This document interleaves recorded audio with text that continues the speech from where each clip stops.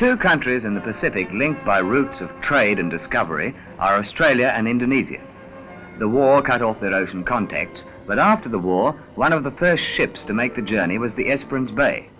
You may remember the newsreel back in 1945. 1,400 Indonesians leave Australia by the Esperance Bay for Java, with a government undertaking that they will not be landed at any port in Dutch hands.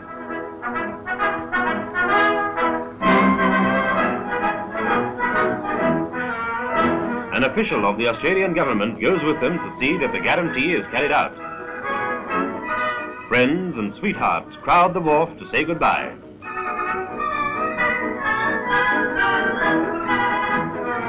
Before the ship sails, E.V. Elliott, representing the combined Australian trade unions, speaks to the men. As Federal Secretary of the Seamen's Union, on behalf of the trade union movement of Australia, I present to you this flag. Take it with you to your young republic as a symbol of the support of the Australian workers in your fight for independence.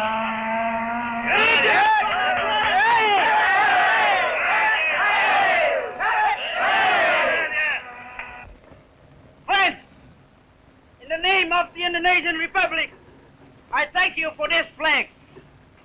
We will never forget the great help Australian labor has given us in the vital first days of our republic when we need that help most. And may Australia and Indonesia be united forever. Indonesia Merdeka! Indonesia Merdeka!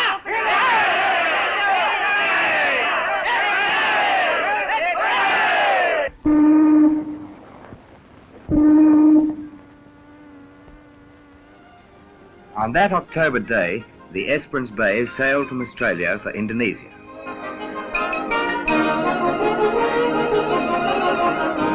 But the real story behind this journey is the story of ships that didn't sail. Let's start at the beginning. Here in Australia, we know the Indonesians well. For years, they've lived in our country as friends and fellow townsmen.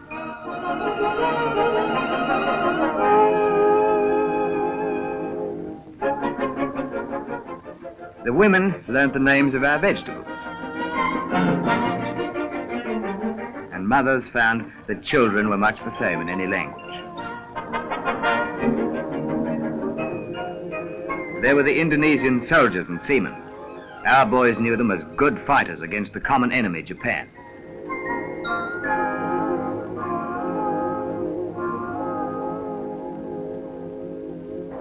At our Victory Loan rallies in Martin Place, we applauded their musicians, lending their support in thousands of pounds, as well as music.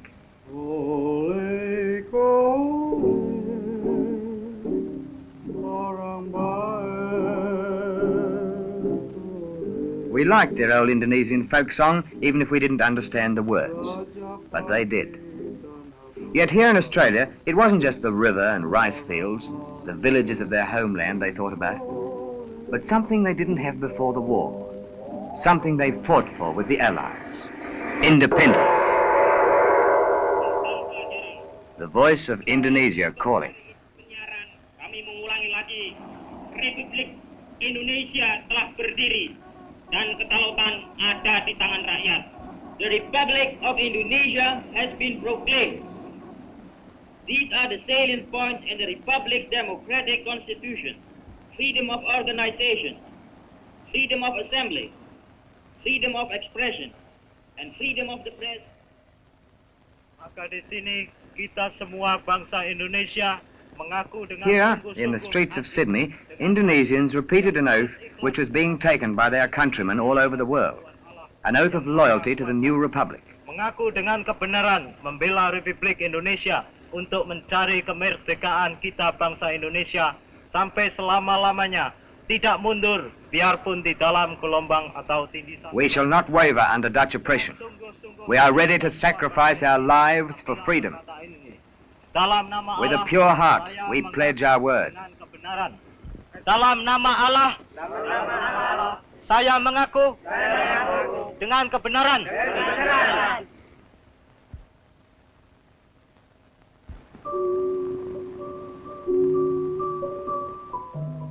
That night, they celebrated independence with the dance of the knight and the princess. For even in exile, they'd not forgotten their ancient culture. This dance, they told us, was over 1,500 years old, before Portuguese and Dutchmen came to Java.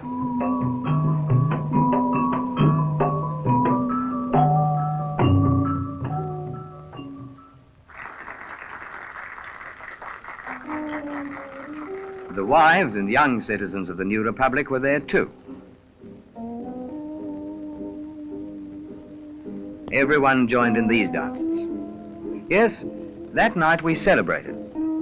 But in the morning, 72 million people took an oath to defend freedom with their lives. That wasn't just words. Look, those 72 million Indonesians live in some of the richest islands of the world. But for 3.5 centuries, Dutch colonial rulers have taken all the profits. Tin mines, the quinine monopoly, oil fields and rubber plantations. It added up to about 32 million pounds, or $100 million a year. That's quite a bit, eh? Now the war's over, they'll want to go back to making profits, and for that, they'll need ships. The ships are here in Australian harbours, in Brisbane, Melbourne and Sydney. Ships to reconquer their treasure islands, to get back their oil and rubber, their quinine and tin mines.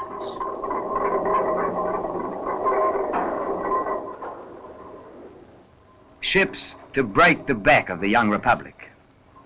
Ships to carry soldiers. Ships to carry guns.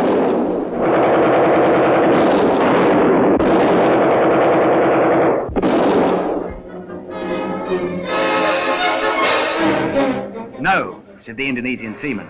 We won't man your ships. We won't carry arms to be used against our own people. Here's our answer. Direct action. They left the ships. They walked off the wharves.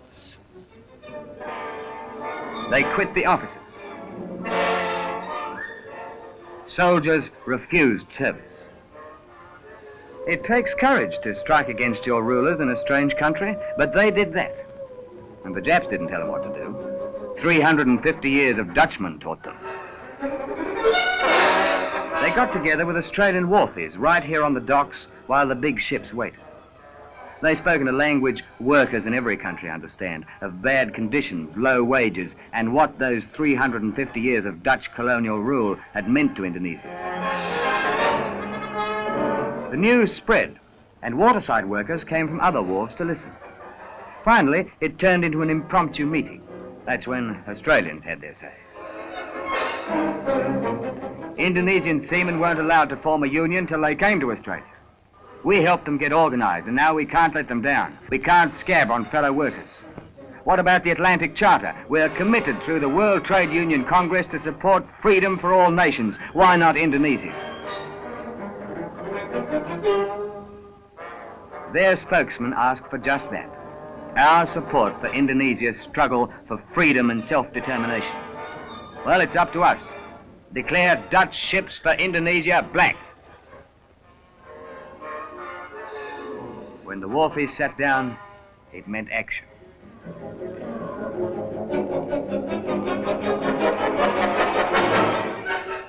Something happened on the waterfront which made all the difference in the life of a young republic. The Dutch companies, who had once had a great fleet to carry wealth from Indonesia, now had to beg for every ship to take them back.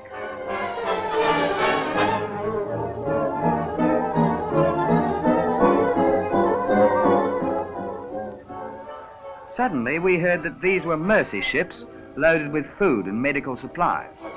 Dutch authorities said they knew nothing of Tommy guns and ammunition alleged to be found by waterside workers. But they could hardly deny the statements of Mr. Chifley, Australia's Prime Minister. The war's over. Go back home. Australian support of free Indonesia. You fought for your freedom. Let the Indonesians have theirs. Arms and now soldiers. 1,600 armed Dutch soldiers bound for Java lining the decks of the Stirling Castle. Australian diggers went out to meet them, and one Dutchman who spoke for the workers of Holland supporting Indonesian freedom. Indonesia. Don't fight for Dutch imperialism. Australian support a free Indonesia. Australian support a free Indonesia. The war is over. But the Dutch didn't want to hear the truth.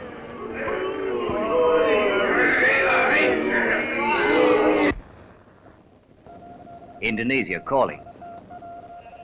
Through a static of gunfire, they heard the voice of their homeland, asking them to keep up the fight, to hold up all Dutch ships carrying arms to be used against the new republic. Indonesia. Bekerjalah bersama-sama dengan pergerakan kaum buruh di Australia. Now the fight was really on. Wharfies chalked up their answer and walked off ship after ship.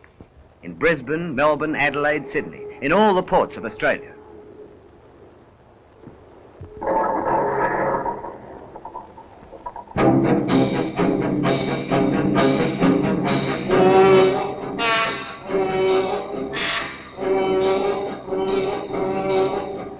They said to the Dutch, loading ships is our livelihood.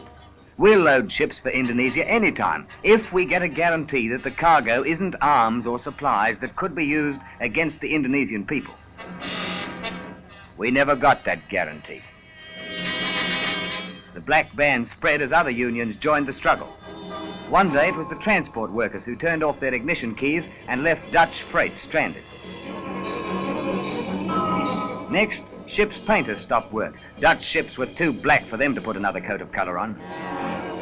Engineers and repair workers turned their torches in. Shipping clerks turned a deaf ear to Dutch orders.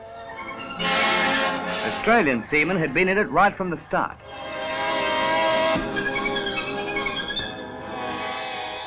Soon, they were joined by 11 British from the crew of the Moreton Bay, who jumped ship rather than carry soldiers to Java.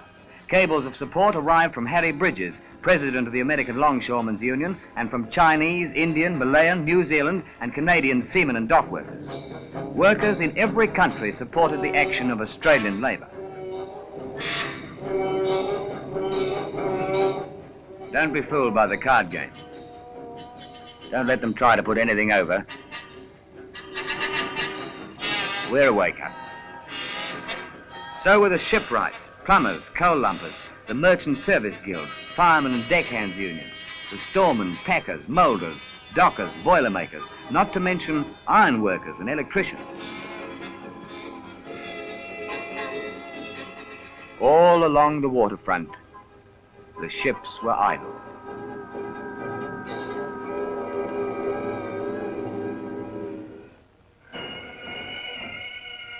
The people had acted, and now came the voices of leaders supporting the principles of the Atlantic Charter. Pandit Nehru and Jinnah of India, Manuelsky and Vyshinsky of the Soviet Union, and President Romulo of the Philippines protested against the use of armed force to suppress the Indonesian people.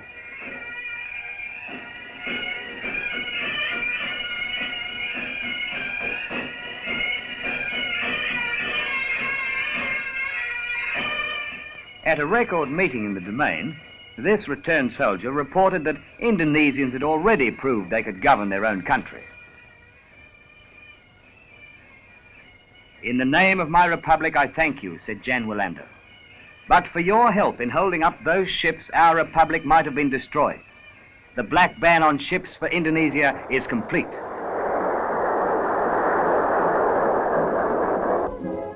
In the office of the Indonesian Seamen's Union, Max Sekantu and Tukliwan kept check on the ships that didn't sail.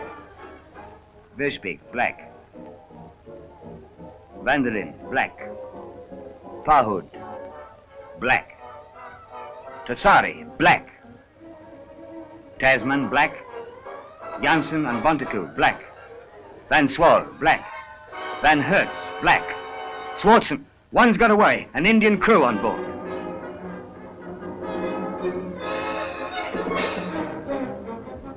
All right, so he was mad, thinking we could stop a ship.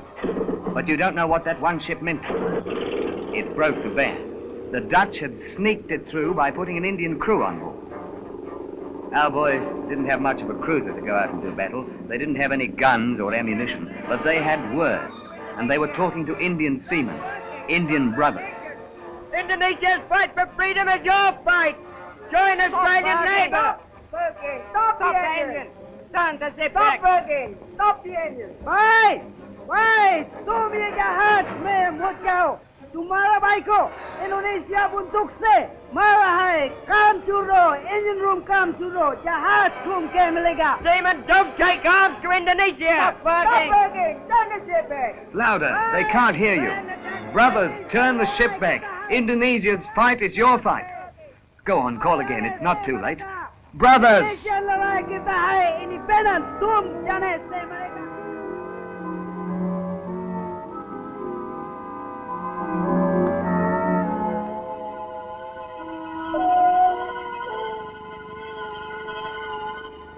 They've gone. But outside the heads to the throb of the engine, the Indians were thinking, brothers, Indonesia's fight is your fight. Stop engines. Stop engines.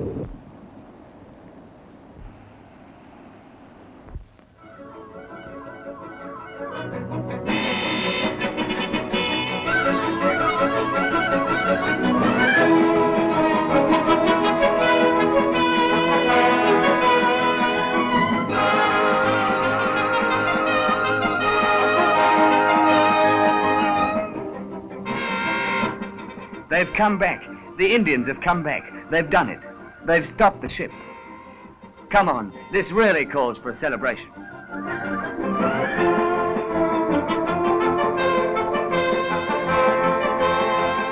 They held their meeting of celebration on the nearest street corner. On behalf of the Indonesian Independence Committee, I thank our Indian brothers for their heroic action in support of our struggle. Indian seamen woke off that ships which were carrying arms to smash a new republic. Indian brothers, we will never forget what you have done for us. Thank you.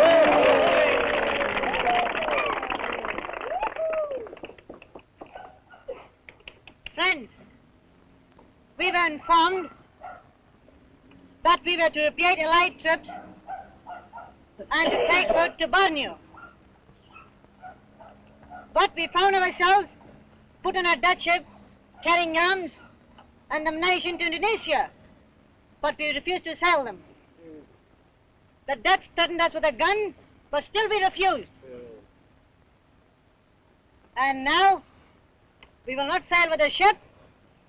Their struggle is our struggle. Their victory is our victory.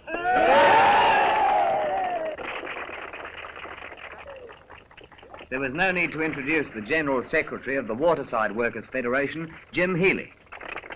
During this war, the principles of the Atlantic Charter were declared by Britain and America and approved of by Russia. These principles must be applied in the Pacific and to the Indonesian people. These people fought with us during the war against fascism in the Pacific, and we people of the Pacific, the Chinese, the Americans, the Russians, the Australians, the New Zealanders, the Indians, together with the Indonesians, will do everything within our power to destroy the efforts of Dutch imperialism.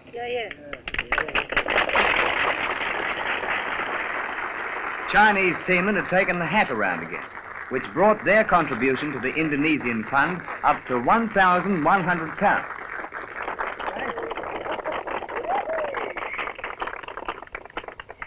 Friends, our national father, Dr. Sun, said that China must support all the oppressed nations to gain their independence.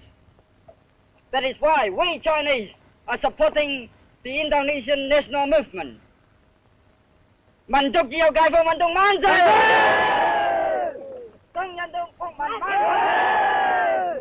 Long live the independence movement!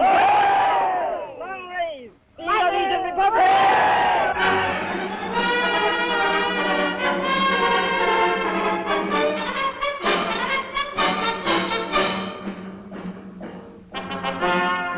It grew out of the cheering. Indonesia and her allies moving forward. The people of 5 nations who had stuck together. They marched toward other battles. And below them, under the bridge, lay the ships that didn't sail. Ships that didn't sail so that a young republic might live.